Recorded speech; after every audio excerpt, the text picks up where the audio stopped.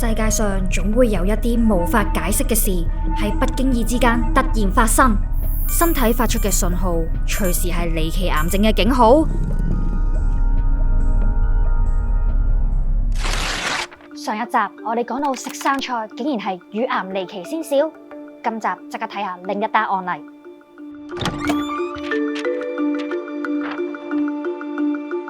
台灣手搖飲品文化盛行，有一個28歲嘅上班族女仔，需要長期坐辦公室。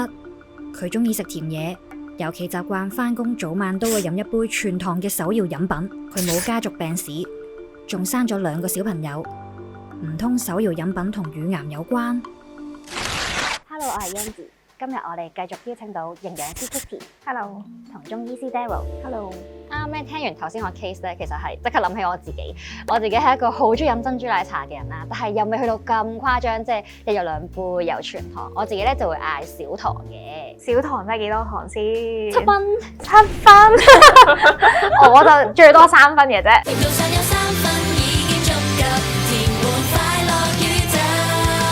但係其實例如1個禮拜咁樣飲1-2次有得唔得㗎？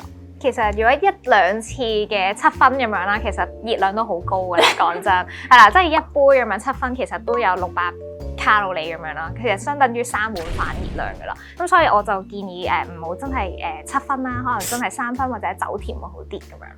咁例如 Christy 你自己又會唔會飲珍珠奶茶咧？咁我梗係會啦，即係夏天咁熱，尤其是香港，咁我間唔時都會想飲下凍嘢嘅話咧，我都盡量咧都會控制翻熱量嘅話，都會揀翻啲水果茶啦，盡量都走甜嘅，因為本身水果都有天然嘅甜味啦，係啦。咁如果係嘢食想咬下嘢嘅話咧，我會揀啲低卡少少，可能係寒天嘅蒸球啦，或者係仙草呢啲，咁其實相對上熱量會低啲嘅。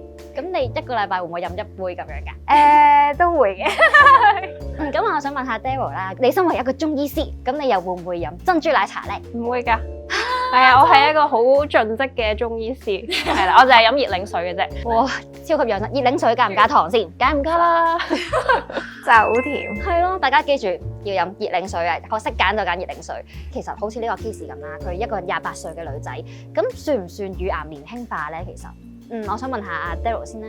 算嘅，其實主要咧乳癌嘅患者都係40歲以上為主啦，係啦。如果去到更年期咧就更加多啦。咁28歲就真係算好後生嘅，同埋佢已經生咗小朋友啦，係啦，又冇家族史啦。其實呢2個 risk factor 都已經係低咗好多噶啦。咁但係我哋就要留意翻啦，平時飲食啊或者生活習慣咧，其實都會增加佢個風險。咁喺營養角度點睇 Christy？ 大家可能對生活嘅素質都有追求啦，咁可能想食好啲，往往食好啲嘅嘢就係比較肥膩啲嘅嘢啦，即係高糖高脂嘅嘢啦。咁所以其實高糖高脂嘅飲食都真係會令到我哋增加咗患乳癌嘅風險咁樣咯。咁我想問下，特別係呢個珍珠奶茶啦，其實同乳癌係真係有冇一個緊扣嘅關聯？咁我想問下 Daryl， 本身喺中醫角度或者多糖嘅嘢啦，咁其實係咪都好容易會產生到有呢啲乳癌咁樣㗎？中醫嘅角度咧，其實乳房主要就係足陽明胃經行過啦，咁所以胃同我哋嘅飲食就有直接關係嘅。咁食得多甜嘅嘢啊、肥膩嘅嘢咧，就好容易生濕啊、生痰啊咁樣啦。咁對我哋乳房健康都冇好處嘅。咁如果喺現代醫學研究就發現啦，其實如果一個女性佢係食得多啲重甜啦、重油啦、高卡路里嘅飲食啦，或者佢本身比較肥嘅，其實患上乳癌嗰個風險都係高啲。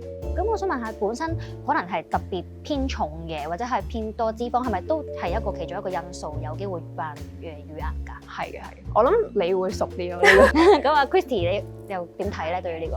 的而且確肥胖咧係真係一個患乳癌嘅已知嘅風險嚟嘅，因為始終係高糖高脂嘅嘢咧，令到我哋體重容易增加啦，咁患上一個乳癌嘅風險都會多啲嘅。咁另外啦，如果係你哋平時嘅飲食可能係比較少食啲生果啊或者係蔬菜呢啲咧，其實佢個抗氧化物質係比較多咧。如果比較少攝取嘅話咧，我哋抗氧化能力比較低啦，咁我哋身體入面啲有害嘅自由基咧就會破壞咗我哋身體嘅嘅細胞啦，有機會導致基因病變啦，又令到我哋產生一啲腫瘤啊。咁如果係惡性嘅話，就有機會演變成癌症咁樣咯。所以其實本身高糖係除咗有機會導致到乳癌之外，其實其他 cancer 都係有好大風險。係啦。咁我想問下，除咗我哋撇除高糖呢樣嘢啦，咁乳癌嚟講，仲有冇其他成因㗎 Daryl？乳癌咧，其實現代醫學入面咧成因就未明嘅。咁如果我哋中醫角度咧，主要都係六淫內侵啦，咁就肝脾失和啦，導致呢個沖飲失調、內臟臟腑功能失調啦，係啦，咁有啲邪毒啊，或者話痰濕啊，氣滯血瘀喺呢個乳房嘅經絡啦，係啦，咁但係咧西醫嘅角度咧，而家其實係有好多嘅 risk factor 都可以值得一提嘅。咁好似頭先講嘅肥胖啦，係啦，一啲唔健康嘅飲食啦，或者話仲有啲輻射嘅地區啊，又或者生育年齡比較遲啦，初潮月經嚟得比較早啦，係啦，等等呢一啲咧都係一啲患上乳癌嘅 risk factor。咁 Christy 咧，你又覺得除咗高糖呢一個飲食習慣之外，仲有冇其他乳癌成因㗎？其實都有好多林林總總因素嘅遺傳啦，係啦，咁仲有飲食啦。如果營養上角度，真係高糖高脂嘅飲食都真係增加患癌嘅風險啦。咁同埋頭先都講咗啦，如果係纖維或者係抗氧化物質攝取得比較少，唔同顏色嘅蔬菜水果如果被攝取得比較少咧，都真係會有機會患上乳癌嘅風險會比較多啲嘅。所以我哋食嘢就除咗均衡飲食之外，仲唔同顏色嘅嘢食都要食。冇錯。雖然咧而家乳癌嘅成因係未明啦，但係又有冇其他嘅預防乳癌小貼士可以俾大家咧 Daryl？當然有啦。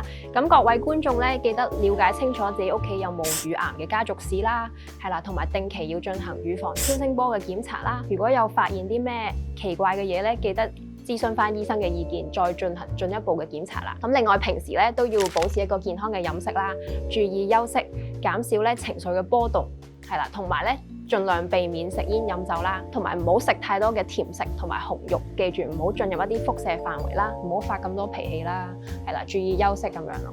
好難唔發咁多脾氣。咁我想問下 Christy 啦，咁你又有啲咩預防乳癌嘅小貼士俾大家？其實都係好行嘅，大家都知嘅就係均衡飲食啦。咁最主要咧就係攝取6大營養素啦，就係奶類啦、碳水化合物啦、蛋白質啦、蔬菜水果同埋靚嘅油脂，盡量都可能低油啊、低糖嘅飲食。咁維持健康嘅體重咧，就會減低患癌嘅風險啦。另外就最緊要係食多啲唔同顏色嘅蔬菜同水果，係啦，就真係可以幫我哋減低一啲患癌嘅風險嘅。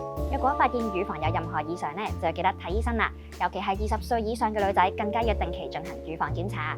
今集我哋多謝晒 Christy 同埋 Daryl 同我哋一齊拆解乳癌離奇事件簿。如果中意呢條片或者有任何疑問，記得 CLSS 我哋健康專家。下次見，拜拜。